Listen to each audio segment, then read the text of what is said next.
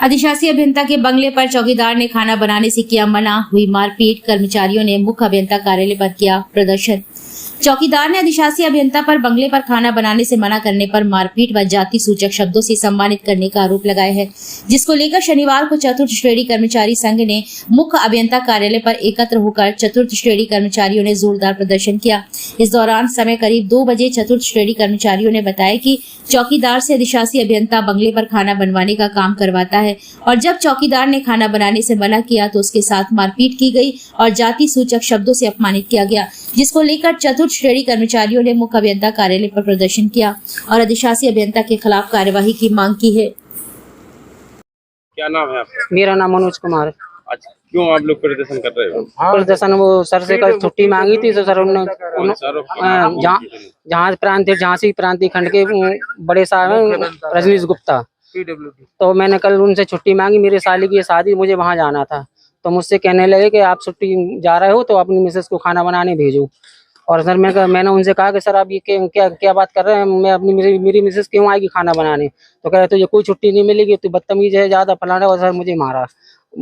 यहाँ पे उस टाइम लाइट नहीं थी जब मुझे अंदर। क्या करते आप? मेरी पोस्ट चौकीदार की है, मैं खाना बनाता हूँ। वो मुझसे खाना नहीं बनाओ तो वो मुझे धमकी देते हैं कि मैं तुम्हारा ट्रांसफर कर दूंगा यहाँ से, तो मैं ऐसी जगह भेजूंगा कि जहाँ पानी तक नहीं मिलेगा पीने के लिए। जी हाँ सर, और ये करते हैं जाति से शब्दों से मुझे गाली दी, मेरी मिसेस को धक्का दे के भगा दी। मुझे मार रहे थे, इन्होंने आवाज़ सुनी तो दौड़ी चली आई। उन्होंने देखा तो उन्होंने कहा कि क्यों सर ये क्या कर रहे हैं? तो शिकायत पत्र दिया किसी को? नहीं, मैंने अभी किसी को नहीं दिया। मैंने अपनी जो सालों से बना रहा है खाना तो मैं बना रहा हूँ करीब 20 साल से। हाँ। आपने इसका विरोध नहीं किया? मैंने कई बार किया है, लेकिन क्या है कि अधिकारी जो होते हैं तो वो यही धमकी देते हैं कि अब मान लो सर मेरी फैमिली है, मेरे छोटे छोटे बच्चे हैं, अगर मुझे कहीं बाहर दूर भेज दिया तो मेरे बच्चों को कौन देखेगा? और इस चक्कर में सर मैं दबाव में करना पड़ता, मजबूरी में कहूँ मैं तो न्याय चाहता हूँ, मुझे तो FIR करना है। विनीता। आपकी उस समय पति के साथ?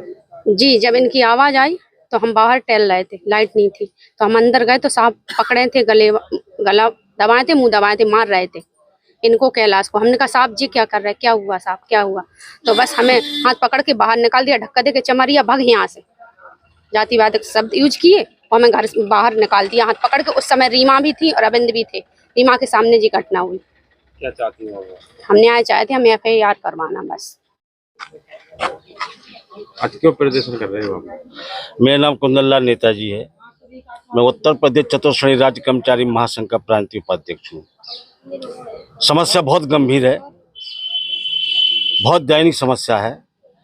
एक हमारा कर्मचारी जो सर्किट हाउस पे वर्तमान में कार्यरत है, उसे अधिशासी अभियंता अपनी तानाशाही और हिटलरशाही से अपने घर पे बुलाते हैं, घर पे बेगार प्रथा में लगाए हुए हैं, उससे काम करा रहे हैं, रात दिन झाड़ू पोछा खाना ये सब चीजें करवा रहे। इससे सरकार का बहुत बड़ा नुकसान हो रहा है।